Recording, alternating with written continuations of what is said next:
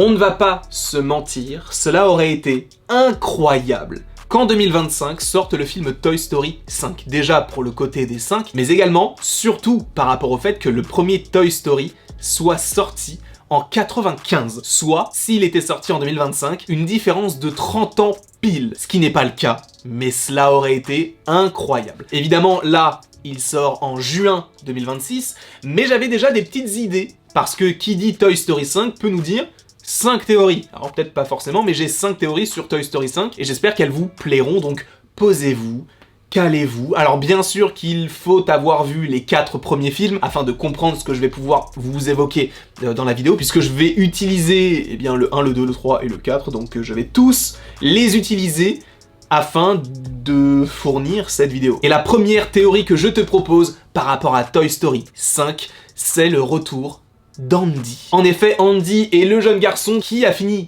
évidemment par grandir et a dû se séparer de ses jouets, notamment dans le 3e film. Il les a donnés à Bonnie, qui sera donc l'enfant principal dans le 4e film. Mais on a donc Andy, qui a donné Buzz, etc.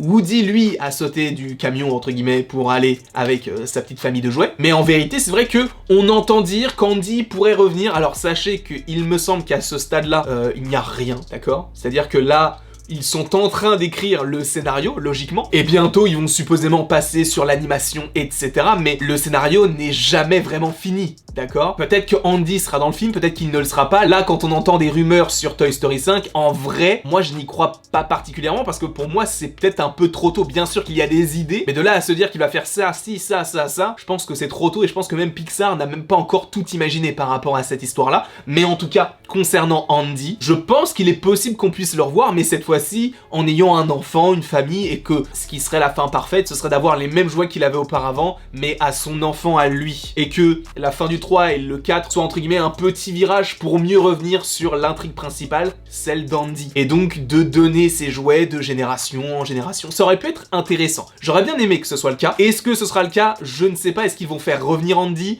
Bah c'est possible en soi, un Andy qui aurait 30 ou 40 ans.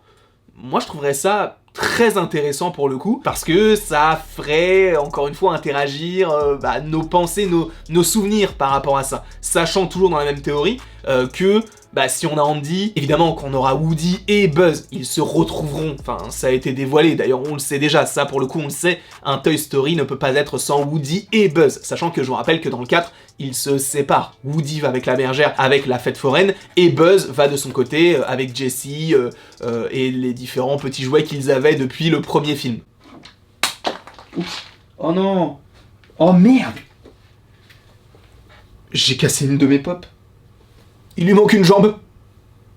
C'est intéressant? Pas vraiment. Mais putain, mais je vais devoir la retrouver, je sais pas où elle est. Ah bah elle est là. Deuxième petite théorie, ce serait que chacun d'entre eux, Woody et Buzz, qui vont évidemment se recroiser et sûrement vivre ensemble, parce que je les vois pas encore une fois se reséparer. Je pense que le 5 va les réunir totalement, et je les imagine chacun avec une famille. Alors, tu vas me dire, attends, ça veut dire quoi? Ça veut dire que Buzz, il a sorti sa grosse tub pour, justement, faire des enfants. Je ne suis pas sûr de ça. Déjà, je ne suis pas sûr que Buzz l'éclair est un sexe. Quand j'entends famille, j'imagine le côté de, Woody et la bergère soient toujours ensemble et aient des petits jouets, entre guillemets, qui se soient rajoutés à leur grande famille pour se dire, voilà, ce sont eux qui sont, entre guillemets, les parents et le reste sont des enfants. Pareil pour Buzz et Jessie. Je pense qu'on peut partir là-dessus, sur le côté de, on ne va pas uniquement retrouver, je pense, les jouets qu'on connaissait déjà, sans d'autres jouets, si jamais il y a un laps de temps qui est assez conséquent. Sachant qu'il est possible que le film se déroule juste après le 4e film, mais à ce moment-là, je trouverais pas ça forcément très intéressant,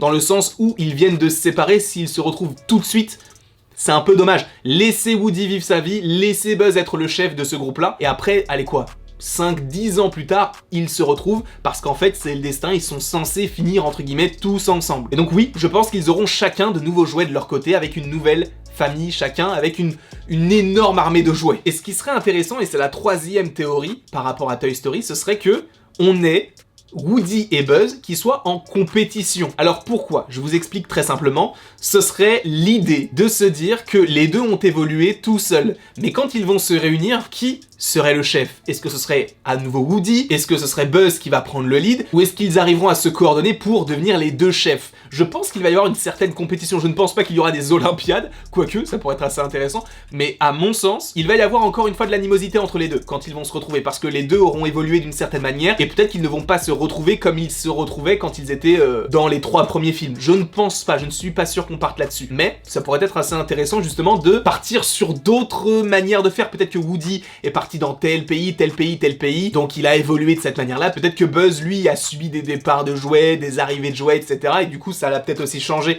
dans son rôle, entre guillemets, de chef. Je ne sais pas, mais en tout cas, je pense que les deux vont changer et qu'il y aura, oui, à mon sens, une compétition. 4e théorie que j'avais concernant Toy Story 5, c'est tout simplement que comment est-ce qu'ils pourraient se rejoindre? Parce que on peut se dire oui, c'est le destin, mais je me suis dit, et si Bonnie avait elle-même eu un enfant et que du coup l'enfant de Bonnie ait les jouets Buzz, Jessie, etc. et que par la suite Bonnie rencontre un homme ou une femme, peu importe, qui, elle ou lui-même, a un enfant qui a les jouets de Woody, de la bergère, etc. Et boum, Bonnie adulte et un autre adulte se mettent ensemble, les enfants, essayent, se chamaillent, tout ça, ils s'entendent peut-être pas forcément, et tu as du coup les deux clans de jouets qui vont également se retrouver.